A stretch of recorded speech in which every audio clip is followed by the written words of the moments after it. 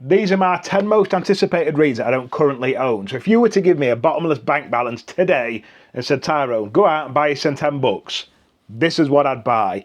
I am trying my best at the minute to just read the books that are on my shelf. I've got loads of fantastic books and I plan on reading them before going out and buying new books. But if I could stop this book buying ban, this is what I would stop it for. I'm just going to dive straight into it. These are in no particular order. Every single one of them are like a 10 out of 10 want to read. Starting with Watership Down by Richard Adams. I've done my little list here, as I always do, because I don't script my videos, and if I don't do a list, I'll forget what to say to you all. So the reason I want to read Watership Down is mainly based on recommendations. So my father-in-law loves it. It's one of his favourite books of all time, and he said, need to read it. Like, I asked him for a recommendation. I said, if you could give me one book that I need to read in my lifetime, what would it be? And he said, Watership Down. It's a beautiful story about rabbits. And I was just like, I'm not sure that's up my street, Stephen. I like murder mysteries and fantasy books. And he's like, just shut your mouth, read the book. Then my wife said to me, it's marvellous. She's not read the book, but she's seen the film. I've not seen the film either. She said to me, Tyrone, trust me, it's going to make you bawl. I am a bit of a crier when it comes to books and movies. So I don't know anything about the plot other than the fact that it is just about rabbits and a story that follows this community of rabbits, and I don't know what they're doing. I'm guessing they're going on some sort of mad mission somewhere across the countryside. There's probably going to be all sorts of feral creatures chasing them like foxes and stuff, because the fact that my wife says I'm going to cry says that something bad's probably going to happen to a rabbit or two, and Fox is going to have rabbit stew. So, I don't know, I don't know why I haven't got it on my shelf. I think it's only because every time I go to charity shops, not just this book, but all 10 of these books, I look for them and I never find them in charity shops. I think, if I'm honest, if I've not found this in a charity shop in the next month or two, I'm just going to have to pick it up from library, because it is one of the books that just keeps screaming, read me. And when I'm looking for a next book to read, I always think, shall I just get it on Kindle? So I just read Watership Down, because I'm all for a cry. As I've said to you in my last video, crying burns as many calories as laughing, and I am on a weight loss journey at the minute. Before I get into book number 2, I'm going to tell you all now, because you're going to notice this over my next few videos, I'm not shaving my beard or my moustache until I lose a stone. I told my wife this morning, I said every single stone that I lose, I'm going to have a trim. So she'll know. I can get up in the morning, have a trim, and she's like, babe, well done, you've lost a stone. So you'll all know as well that on a future video, if I've had a trim, I've lost a stone. Yes, go on. Anyway, that's book 1. Really excited to read it. No idea what it's about, other than there's rabbits in it. I know that's a really popular one. Some of these are going to be really popular books that you'll know of, and you can tell me that you read them and what you thought of them and how much you loved them. And some are a bit lesser known, and you might not know them, and then maybe you can add them to your TBR and we can join along and read them together. The second book, again, no particular order, want to read them all, is The Wheel of Time by Robert Jordan. This is a book that's been on my radar for a while, but it's been bumped further up my radar solely because of Macaulay, who is one of the fantastic people that subscribe on this page. I'm currently reading, along with Macaulay and a few other people, the book 1 in the Malazan series, Gardens of the Moon. I am enjoying it. It's definitely more complicated than I'm used to, but Macaulay just kind of yesterday messaged and said, if you like more simple writing and maybe an author that holds your hand a little bit more in epic fantasy, Robert Jordan at Wheel of Time is absolutely class. Characters are good, and I think that just popped it right to the top of my fantasy kind of TBR. So that is high on my list. I believe it's what do they call it? A chosen one. I think he's like a farmer boy or something like that. So like an unlikely hero, and then he goes on this mad mission. I don't know what's in it. I don't know if there's proper magic. I don't know if it's Game of Thrones-esque or if it's more Brandon Sanderson with like a magic system. But I think that's what excites me more, is the fact that I don't do much research even into any books that I read. I like to go in blind. So other than the fact that it's about a farmer lad who is probably going to go on some sort of like Frodo there and back mission, I don't know anything else about it.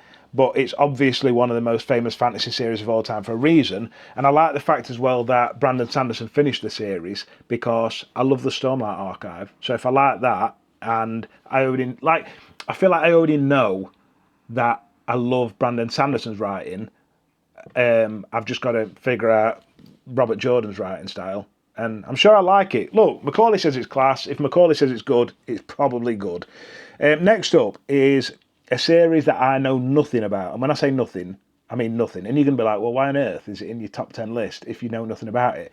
And it's because of recommendations. Someone commented on one of my last videos and said, I love the fact that you actually look at our comments and read the books that we recommend. And I absolutely do, because I don't know as much about books as a lot of you do. I said this in the comment last week, I am just the idiot that comes online and talks about books. One of the reasons I come online and talk about books is for recommendations. So if I see that someone watches my videos and they're like, oh, I've seen you like X, Y, and Z, I think you will like this book, you best believe I'm going to read it. And The Magicians Apprentice by Raymond E. Feist is one of the most highly recommended fantasy series that I've ever received. I get a lot of messages from people saying you need to read Raymond E. Feist. What are you playing at? And I'm going to read it. I ain't got it on my shelf. Can't find it in charity shops. When I do, I'm going to buy it. It's one of them, I believe, not complex. It's like a big world, similar to that of like the Stormlight Archive and Mistborn, where there are different trilogies and stuff, but they're all set in the same world. Is that right? If you've read it, tell me. So I believe that The Magician's Apprentice is book one in the first trilogy, and then there are other trilogies as well within the same world that are all interconnected, and apparently it's class. I have seen somewhere that he does a series as well with someone called Jenny Wirtz.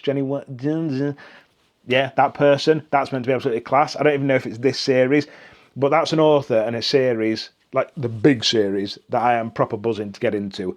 I love the thought of older, like less modern fantasy, classic fantasy. People like Tad Williams, Raymond E. Feist. The books that I have read that are more classic fantasy, I've just found them to be maybe less complicated. Almost like classic fantasy focused a lot more on characters and human emotion and stuff, rather than crazy mad magic systems.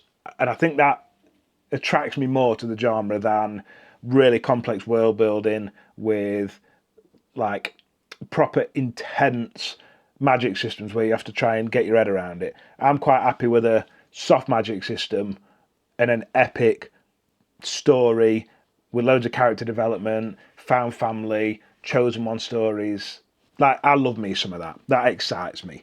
Book number 4 is Between Two Fires by Christopher Buehlman. Never read anything by this author before, but this is one of them books that I keep seeing recommended across pretty much all social media, and it's a genre that I've not touched much on. So this is historical horror, I think it's classed as. I did actually do a little Google, which I don't normally, but the plot just like confused me. I thought, what on earth is that? And I think it's just the absolute originality of the plot just made me think, I've got to read it. It just sounds absolutely batshit.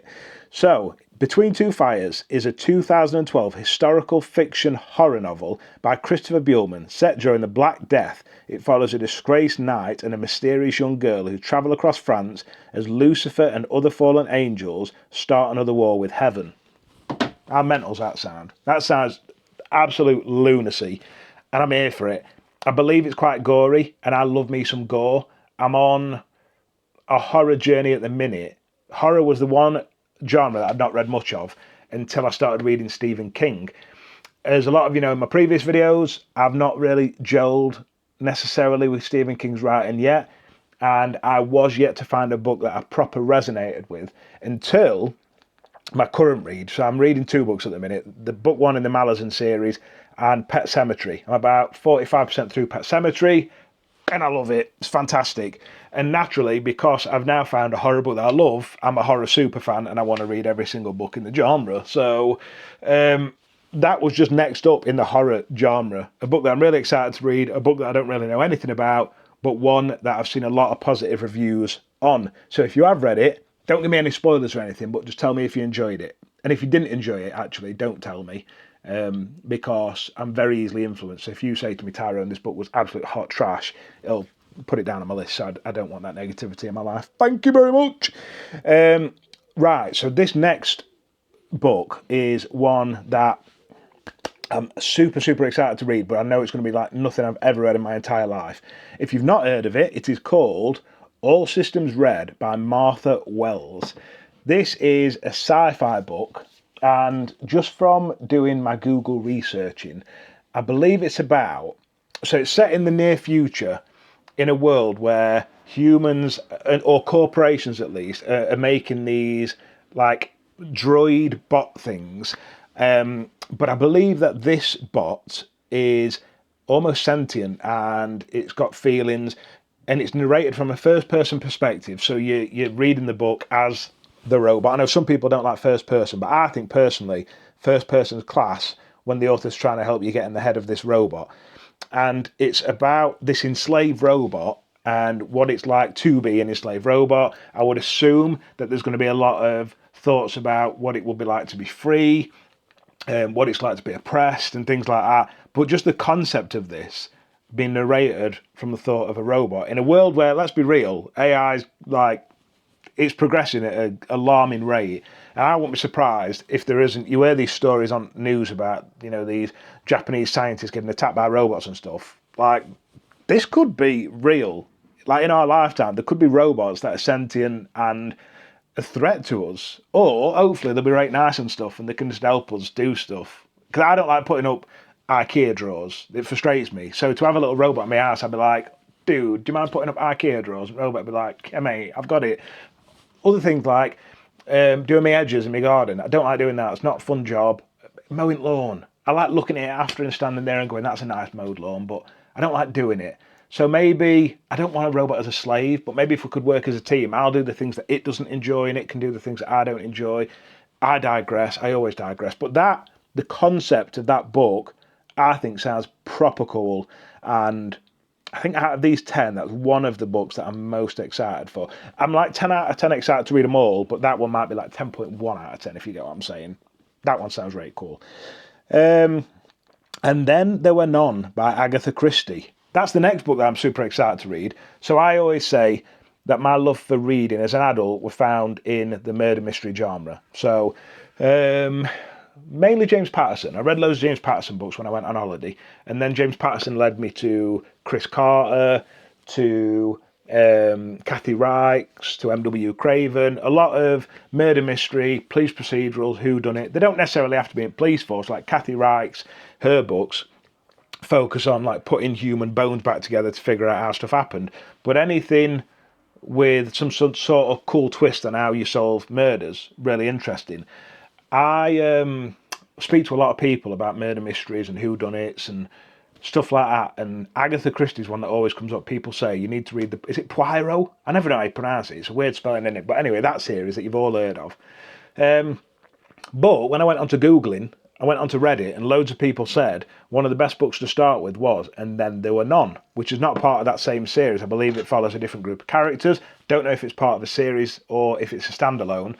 But just from reading the blurb about what it's about, it sounds proper cool. So this is 10 people who I believe are on some sort of island in this massive house. We'll say they're in like an Airbnb. It's probably not an Airbnb because I think she started writing in the 30s and I don't think they had Airbnbs then. But anyway, there's loads of people in an house and they've all got some sort of hidden past that they don't want to tell anyone. And then there's like a nursery rhyme and the people start getting sent to Jesus in a way that the nursery rhyme predicted that they were going to go missing. So I would guess, because it says And Then They Were None, that people are going to start getting sent to Jesus, and then it's a big like who done it, what the hell's happening, and it sounds very exciting. What does excite me about the Agatha Christie series is that most of the books that I read in that genre are relatively modern, written in the last like 20 years. You know, Michael Connolly, what have I got on there? Anne Cleeves, Joe Nesbo, Ellie Griffiths, all them books that are on my shelf are relatively modern.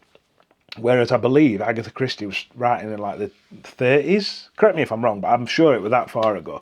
So I'm interested to see how maybe the use of language is different, the characters are different, because obviously things that are seen as not politically correct now were absolutely fine then. So it'd be interesting to see how much of a product of its time it is, and if it still stands the test of time, which I would assume it does, because loads of people still read it and loads of people still recommend it to me. So that's what one that I'm definitely excited to read. Like really, really excited to read Agatha Christie. Next up, we've got 1,000 Splendid Suns by Khalid Hosseini. This is one that I know is going to make me cry. Again, love me a good cry. It's been on my radar for a long time. This is the author that wrote The Kite Runner, and I believe this is a story about a young girl that got married at like 15 years old to a man that was like 20 years her senior, which is, you know, that's normal. I don't know if it's still normal now, but it was definitely normal in Afghanistan then for grown men to marry younger children. I believe they had to wait until they were like 9 years old or something for it to be legal within like a religious marriage. So this woman gets married to this man at a young age. She's then 20 years on, and a young girl, I don't know why she gets sent there. I would assume it's something to do with the Taliban, because there's like a war going on. And this young girl, when the woman has grown up, I'm so terrible at trying to explain these things. Right, so fast forward 20 years. This woman is now 30-odd-year-old, still married, but she's in an unhappy marriage, and they take in this 15-year-old girl. And it's about how this young 15-year-old girl and the now 30-odd-year-old woman who's in an unhappy marriage help each other grow and help each other as women in this, you know, quite terrible time for women to get through horrific times. You know, they're in the middle of a war zone, and I'm intrigued. It's just one of them books that really intrigues me. I like to learn what it is to be a woman. You know, I'm not a woman, I'm a bloke, but I like to read things like Christine Hanna. She writes women brilliantly, and things that women go through that men don't go through. These are things that I'm never going to experience as a lived experience. So I feel like the only way that I can ever experience what it is to be a woman in different cultures and different places is to read it. And, you know, my wife can only tell me what it's like to be a woman in England. I can see it in my house, but she can't tell me what it was like to be a woman in, you know, the year 2000 in Afghanistan. But an author can try, and I'm going to listen. So that's just a book that really, really intrigues me, and I'm excited for it. I'm excited from all. I know I keep saying I'm excited, but like, you should be excited to pick up books, and I'm just super, super excited. I'm excited to cry. Next up, we've got Open Season by CJ Box. So this is one that's been recommended loads by my father-in-law again, and my granddad. Not my granddad, my wife's granddad, but I stole him because I ain't got my own granddad. So me and my granddad exchange books all the time. I give him murder mysteries, and he tends to give me murder mysteries back and forth. And that's a series that he's completed. So it follows a main character called Joe Pickett, I believe, who is a new game warden in Wyoming in America, which would be like nothing I've ever read before. I've never read anything about game wardens, and I would assume that he's going to start finding people that have been sent to Jesus in this nature reserve kind of thing, and then he's trying to figure out what's happening. But being that he is a game warden, I believe that he's a game warden that likes to follow the rules. He doesn't like to take backhanders and stuff like that. He's not very liked, so the local community maybe think that he's a bit of a goody two-shoes, and so there's going to be that tension between him and the local community, especially considering that he's new and probably taken over from a previous game warden who maybe did things a bit differently. So that really excites me. One, because I've never read anything like that before, and two, because I've never read anything from the author before. And I always love finding new authors that I've never read their work of. And I think that one, book one, is rated something like 4.06, which I think for book one in the series is really good. You tend to find with most murder mystery books like that, if you look on Goodreads, as the series progresses, the ratings get better and better and better, because I think book one, book two, book three tend to be your casual fans who maybe read it and then drop off, and they'll give their reviews, and then book 4, 5, 6 up to book 20 are like your super fans who just know at that point that they really love the series, they're going to continue, so your scores just get higher and higher and higher, because no casual fan, unless they by chance pick it up from a charity shop, are going to go into a series and go, I'll read book 21, because that'd just be mental, wouldn't it? You'd want to start at book one. So the fact that book one is so highly rated, that tells me that this is probably going to be a good series, and one that I'll just rate and enjoy. Second to last book, this is The Wandering Inn by Pirate Abba. I don't know if that's how you pronounce it, but that's how it's spelled on Google Box. So I'm going to get my phone up here and tell you how many words and pages are in this series. I have mentioned before that last year I read my first lit RPG, which was Dungeon Crawler Call. I talk about it loads on this page. I think everyone should read it. I don't care if you like fantasy or if you like lit RPG. Just read Dungeon Crawler Call and then come back to me and tell me it's a bad recommendation, because you can't. And if you do, you're a liar. It's fantastic. And that got me further into lit RPGs. So this book is one that I don't own on my shelf, and if I'm honest, I don't know that my shelves would be able to store the sheer amount of pages that's included in this series. There's 2 series that I'm really excited to start in that genre that I've not read, other than Dungeon Crawler Call, because I've already started that one. One is He Who Fights with Monsters, but I can't class that one because it's already on my shelf up there. Macaulay bought me that off my Amazon wishlist about 3 or 4 weeks ago. I think I might beg him to reread book 1 and do a buddy read with him on that one. But then the other one is Wandering Inn. Now it says here, The Wandering Inn is a massive web serial and book series with an estimated total word count exceeding 13 million words, making it one of the longest single author works in English. This translates to approximately 46,000 paperback pages. The series is divided into volumes, with the web serial currently in volume 10 and the published books reaching book 14. That's just madness. It is just absolutely massive. So this is a lit RPG, which again is like a video game in a book.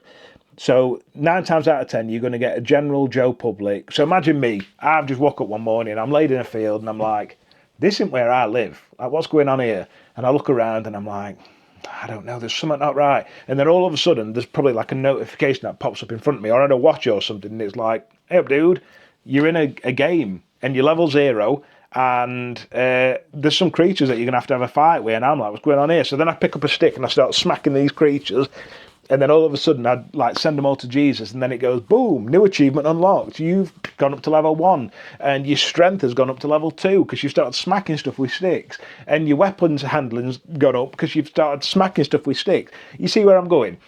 And then there'll be quests where it might say like, find the nearest village. So then you're going on a mad mission to find the nearest village, and then you bump into a new character, and relationships grow, and then your charisma might level up because you started speaking to people. You get what I'm saying? So that's like what a lit RPG is, but obviously it's much more complex and complicated than that. I'm just trying to dumb it down because that's what I need. So I'm hoping that's maybe what you need. So The Wandering Inn is like the epic fantasy of lit RPG. It's massive, it's humongous. I believe it's a lot more slow paced than Dungeon Crawler Call. It focuses more on like the world building and the character development, which again, I'm characters first. Give me good characters. I am warned that book 1 might be quite slow, but it's worth getting through book 1 to get to the adventures of book 2, 3, 4, 5, 6, 7, 8, 9, 10, and all the other millions of words that I've got to read. Super excited to read that one. Macaulay, if you do see this video, which hopefully you will, I think that might be one we need to read together as well. I'm just using Macaulay now as my scapegoat for all buddy reads. The last one that I have got is one that you either will or won't have heard of. Obviously, what are the other choices? Might have heard of it. Oh, Tyrone, script your videos. The Indian in the Cupboard by Lynn Reed Banks. This was one of my all-time favourite films as a kid. So this follows a young boy. I forgot what his name is. It's like an unusual name that he's got. Something like Arto or Artis or something like that. It's years since I've watched this film. And he's got this cupboard. And when you open this cupboard, if you put a toy into the cupboard and you shut the door, you lock it and then unlock it and open it again, the toy comes to life. And he puts this... Bear in mind, this book was written in the 1980s. So the word Indian is now... not politically correct. I think you're supposed to say Native American or Indigenous, but this book was written in the 80s. Back then, that word was okay. Obviously, the clue's in the name. It's called The Indian in the Cupboard. So he puts this toy Indian into the cupboard, opens it, and then there he is. He is now alive, and it's just a beautiful story from what I remember about this young boy who is learning through this story that this is a real person, this is not a toy, and he starts treating it as a toy, and as the story goes on, he starts to give this toy independence, and you can see, I read online and I saw somewhere that people were giving this book negative reviews and stuff because they were saying that the book were racist and stuff because of its portrayal of the indigenous people. From what I remember in the film, at least, it was the opposite. It portrayed the toy. I can't remember what his name was. Again, it had like a unusual name, like a cool name, which I would assume is maybe a common name of an indigenous person. And it was like such a strong, independent man, because he is a man. Like when he turns him, he's maybe a young lad, probably like early 20s or something like that. But anyway, I remember a scene where he was building like a teepee and he wanted to hunt his own food. He didn't want the young boy to bring him things. He wanted to do his own stuff. And that character, the main character, who was the toy, was like strong and independent and stuff like that. So I don't understand from the reviews that I saw online why people can say, oh, it's quite racist and stuff. I saw a comment that said, oh, I didn't like the fact that the indigenous person had, like, it wasn't fluent in English. But then I thought, well, if English wasn't his first language, then like surely that's expected. You'd expect that he wasn't fluent in English. You know, if I started speaking Spanish, I would expect that I'm not fluent in Spanish. So yeah, I think sometimes people, when they read books, just maybe find something to complain about rather than just reading the story for what it is, which I thought was the film was a beautiful story about this toy who turned into a human, helping this young boy learn to understand a different culture, a different person, and the strength in the toy. I wish I knew the name of the character. I'm just going to Google it now so I can stop saying toy and boy. Little Bear, that's what his name were. So Little Bear, and the boy's name was Omri. So it's just a wicked, it was a brilliant story about Omri and Little Bear and how they brought out the best in each other. And I just, for years and years and years, I keep saying I want to read it, but I am a physical book lover. I will read Kindle if I need to, but I love physical books. So I'm never going to find that in a bookshop, I don't think. I'm probably just going to have to bite the bullet and buy that on Kindle at some point and read it again. The story were fantastic, film version, and I'd imagine the book's going to be even better because I've still not watched a film yet that's better than a book. If you know a film that's better than a book, drop it in comments and tell me. But that's it. They're the 10 books that I desperately want to read, and if I find them in a charity shop, I'm going to buy them. I have missed you all this week. I've needed to come on today and have a chinwag with you all. Hope you've enjoyed it. I'm about to go downstairs now and watch some Walking Dead with the wife.